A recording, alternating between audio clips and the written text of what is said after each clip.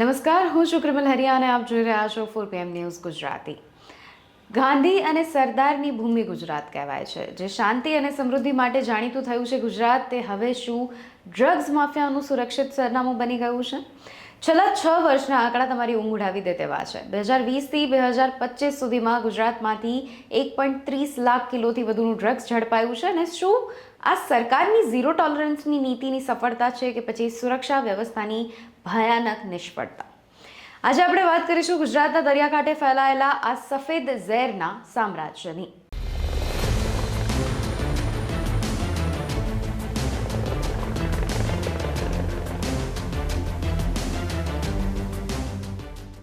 સૌથી પહેલા કેટલાક આંકડા ઉપર નજર નાખીએ. આંકડાઓની આ માયાજાળ છેલ્લા 6 વર્ષની છે કે જેમાં સૌથી પહેલું 71,487 કિલો ગાંજો કે જે ગલીએ ગલીએ પહોંચી રહ્યો છે. બીજું 56,447 કિલો અફીણ કે સરહદી વિસ્તારોમાં જે ઘુસાડવામાં આવે છે. ત્રીજું 2,047 કિલો સિન્થેટિક ડ્રગ્સ એટલે કે જેને MD ડ્રગ્સ કહેવાય છે, જે શહેરી યુવાનોનું મગજ ખોખલું કરી રહ્યું છે. અને ચોથું 204 કિલો કોકેન કે જેની કિંમત હજારો કરોડમાં છે. ત્યારે હવે સવાલ એ છે કે જો આટલો જથ્થો પકડાઈ રહ્યો છે તો તે જથ્થો પકડાયા વગર બજારમાં ઘૂસી ગયો છે એનું પ્રમાણ કેટલું હશે? ગુજરાતનો 1,600 કિલોમીટર લાંબો દરિયા કિનારો હવે આંતરરાષ્ટ્રીય ડ્રગ્સ કાર્ટેલ અને ફેવરિટ રૂટ બની ગયો છે.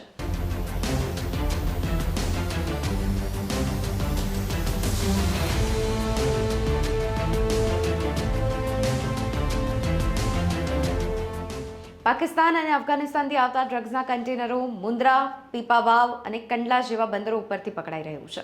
તમારા નેબર કોણ છે એ તમે નક્કી નથી કરી શકતા આમાં. અને ક્યારેક તમારે ઘરમાં પડોશી આવા આવી જાય.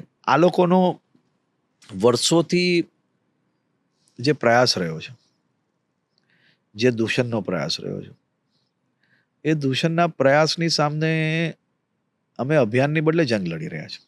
તો વિરોધ પક્ષનો આક્ષેપ છે કે ખાનગી બંદરો ઉપર તપાસની સિસ્ટમ કેમ નબળી છે? શું મોટા ઉદ્યોગપતિઓના હિત સાચવવા માટે કડક તપાસમાં છૂટછાટ આપવામાં આવે છે અને અથવા તો પછી સ્થાનિક પોલીસ નાના પેડલરોને પકડીને વાહવાહી લૂંટી લે છે? પણ જે મોટી માછલીઓ દરિયામાં ફરી રહી છે, આ કૌભાંડની પાછળ છે, તેમના સુધી પોલીસના હાથ કેમ નથી પહોંચતા? આજે સરકાર છે એ આ ડ્રગ્સ માફિયાઓને વારંવાર પ્રોત્સાહન આપી રહી છે એવું લાગી રહ્યું છે. SP કચેરીની આજુબાજુમાં ડ્રગ્સ વેચાણ થાય, પાનના ગલ્લાઓમાં ડ્રગ્સ વેચાણ થાય, હોમ ડિલિવરી ડ્રગ્સની થાય છે. ત્યારે આ ઉડતા પંજાબ જે આપણે વાત કરતા હતા, ત્યારે આમ આદમી પાર્ટીની સરકાર આવવાથી, ભગવત માન સાહેબની સરકાર આવવાથી ડ્રગ્સ માફિયાઓને પંજાબની અંદર નિસ્ત નાબૂદ કરવાનું કામ પંજાબ સરકારે કર્યું છે.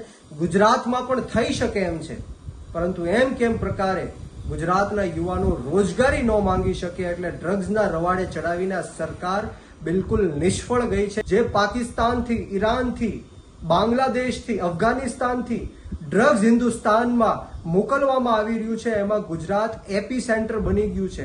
એન્ટ્રી પોઈન્ટ ગુજરાતને બનાવવામાં આવ્યું છે. ત્યારે આ સરકાર બિલકુલ નિષ્ફળ ગઈ છે. ત્યારે આ સરકારની સામે આપણે વિરોધ કરીને આવનારા દિવસોમાં ગાંધી ચિંધ્યા માર્ગ ઉપર અને જરૂર પડે તો શહીદ આઝમ સરદાર ભગતસિંહના માર્ગ ઉપર પણ આપણે ગાંધીનગર જઈને વિધાનસભા ઘેરાવાનો પણ પ્લાનિંગ કરીશું.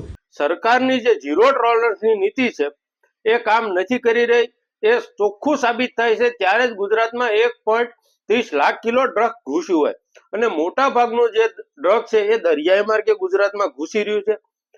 ડ્રગ્સની સાથે સાથે ગાંજો, અફીણ, ચરસ, કોકીન જેવા કેફી પદાર્થો પણ ઘૂસી રહ્યા છે. અને ગુજરાતના બંદરો જે છે, મુન્દ્રાનું બંદર હોય, કંડલાનું બંદર હોય કે પીપાવાવનું બંદર હોય, એમાં પાકિસ્તાન અને અફઘાનિસ્તાનમાંથી આ ડ્રગ ઘુસાડવામાં આવે છે. જો ગુજરાતની સરકાર કે જો કેન્દ્રની સરકાર એટલી બધી જાગૃત ને સતર્ક હોત કે કડક હોત તો ગુજરાતમાં છેલ્લા 5 વર્ષમાં એટલું બધું જે ડ્રગ્સ અધધ કહી શકાય એટલું કરોડો અબજો રૂપિયાનો ડ્રગ્સ છે એ ઘુસાવાની પેરવી ન કરી હોત. આ આંકડાઓ જે છે એ માત્ર પકડાણાના આંકડાઓ છે. હવે વિચારો, પકડાણાના આંકડાઓ એટલા હશે તો નહીં પકડાણાના આંકડાના કેટલા હશે? ગુજરાતમાં ભારતીય જનતા પાર્ટી 30 વર્ષથી શાસન કરે છે, કેન્દ્ર સરકાર 10 વર્ષથી ભાજપ શાસનમાં છે, છતાં 5 વર્ષમાં ગુજરાતમાં એટલું ડ્રગ્સ ઘૂસ્યું છે તો આગલા 25 વર્ષમાં તો કેટલું ડ્રગ્સ ઘૂસ્યું છે એટલે ગુજરાતની જનતાએ વિચારવાનું છે, ગુજરાતના યુવાનોને વિચારવાનું છે કે ભાજપના ભરોસે ન રહેતા ભાજપના લોકો પોતાનું રાજકારણ ચમકાવવા, પોતાની સત્તા દબાવવા માટે ડ્રગ્સના નામે મોટા મોટા તાઇફાઓને સ્ટેટમેન્ટો આપી અને પોતાની સિમ્પતિ મેળવવાની કોશિશ કરી રહ્યા છે. પણ આ આંકડાઓ છે જે આ લોકોની કામ કરવાની નીતિ, રીતિ, વૃત્તિ અને પ્રવૃત્તિ ઉપર સીધા પ્રશ્નાર્થ ઉભા કરે છે.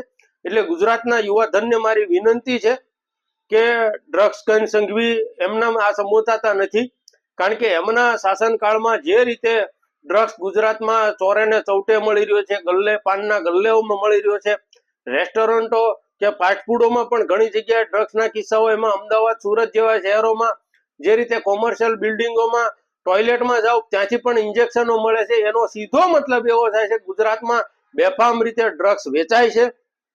અને જો આ ડ્રગ્સ કરનારાઓને જો સજા મળતી હોય અથવા તો એના ઉપર કડક પગલા ભરાતા હોય તો ગુજરાતમાં જે ડ્રગ ઘુસાડવાની પેરવી છે બંધ થતી હોય, પણ એ બંધ થતી નથી દેખાતી. એનો સીધો મતલબ એવો થાય છે કે ગુજરાત સરકારની ઝીરો ટોલરન્સ નીતિ, કે ગુજરાત સરકારની કંઈક ને કંઈક આમાં નિષ્ફળતા છે, નિષ્ક્રિયતા છે, અથવા તો મહેરબાની પણ હોઈ શકે. તો ગુજરાતમાં દારૂબંધી છે છતાં પણ દારૂ મળે છે, પરંતુ હવે સ્થિતિ એવી કંઈક થઈ ગઈ છે કે દારૂ કરતાં ડ્રગ્સ વધુ સરળતાથી મળી રહ્યું છે. સુરતની લેબોરેટરીમાં એમડી ડ્રગ્સ બન્યું હતું. અમદાવાદના કેટલાક પાનના ગલ્લાઓ એવા છે કે જેના ઉપર ડ્રગ્સના પેકેટ વેચાય છે. તો રાજકોટમાં શ્રમિકો ગાંજાના રવાડે ચડ્યા છે. શું ગૃહ વિભાગ માત્ર ટ્વીટ ઉપર જ સક્રિય છે? આ પ્રશ્ન હવે ઊભો થાય. ત્યારે રાજ્યનું યુવાધન બરબાદ થઈ રહ્યું છે અને સરકાર માત્ર નશા મુક્તિ ગુજરાતના સ્લોગન આપીને સંતોષ માની રહી છે. ગુજરાતમાં ડ્રગ્સ પકડ્યું એ સાચી વાત છે કે પકડ્યું, પણ પકડવાની સાથે જ ગુજરાતના પ્રત્યેક યુવાનોને ઉડતા ગુજરાતનું બિરુદ આપવું એ યોગ્ય નથી. એ ખરેખર ખૂબ ખરાબ વાત છે. કોઈક એક યુવાન લે તો એની હિસાબે બીજા એની સામે 1000 યુવાનોને તમે બદનામ કરો તો એ યોગ્ય નથી. બદનામી આપવી હોય તો હર્ષ સંઘવીને એકલાને આપો ને. શું કરવા તમે આખા ગુજરાતને એના બદનામી આપો છો? મને આપો, હું સહન કરવા બેઠો છું. રાજનૈતિક આપણે જો પોઈન્ટ્સ જ મેળવવા છે તો એ પોઈન્ટ્સ મેળવવા માટે તો તમે મને બોલો ને ગાલો. તમે રાજનૈતિક પોઈન્ટ મેળવવા માટે ગુજરાતની પ્રજાને શું કરવા ટાર્ગેટ કરો છો? એનાથી બીજા બધા લોકો ખાલી મજા લે છે, હસે છે. અને મને ઘણીવાર એમ વિચાર બી આવે કે કોઈ આમને પ્રશ્ન જ નહીં પૂછતું હોય કે આ દેશની અંદર ડ્રગ્સ કેપિટલ રાજ્ય કયું છે. કોઈ આમને પ્રશ્ન જ નહીં પૂછતું હોય કે તમારા કેટલા રાજ્યોની અંદર તમારા કેટલા ગૃહમંત્રીઓ કે તમારા કેટલા નેતાઓ આજ સુધી ડ્રગ્સની સામે ખુલ્લા લડવા નીકળ્યા હોય. તો સરકાર દાવો કરી રહી છે કે તેઓ ડ્રગ્સ પકડી રહ્યા છે અને એટલે જ આંકડો મોટો છે. પણ સત્ય એ છે કે ગુજરાત હવે ડ્રગ્સના કન્ઝપ્શન માટે નહીં પણ ટ્રાન્સપોર્ટેશન અને મેન્યુફેક્ચરિંગ માટેનું પણ હબ બની રહ્યું છે. ત્યારે કેટલાક એવા પણ સવાલો ઊભા થાય છે કે શું પોલીસ અને ડ્રગ્સ માફિયાઓ વચ્ચે કોઈ મિલીભગત છે કે સરહદી સુરક્ષામાં આટલી મોટી ચૂક કેમ થઈ? અને અથવા તો પછી ગુજરાતના ભાવિ એટલે કે યુવાનોને બચાવવા માટે નક્કર પગલાં અથવા તો એક્શન પ્લાન સરકાર પાસે ક્યાં છે? આ માત્ર આંકડા નથી, આ ગુજરાતની આવતીકાલ ઉપર લાગેલી ઉધઈ છે કે જો સમયસર જાગવામાં નહીં આવે તો ઉડતા પંજાબ જેવી સ્થિતિ અને એવી જ હાલત ગુજરાતની થતા વાર નહીં લાગે. તો આજના આ બુલેટિનમાં બસ આટલું જ. વધુ સમાચાર અને અપડેટ માટે આપ જોતા રહો 4PM ન્યૂઝ ગુજરાતી.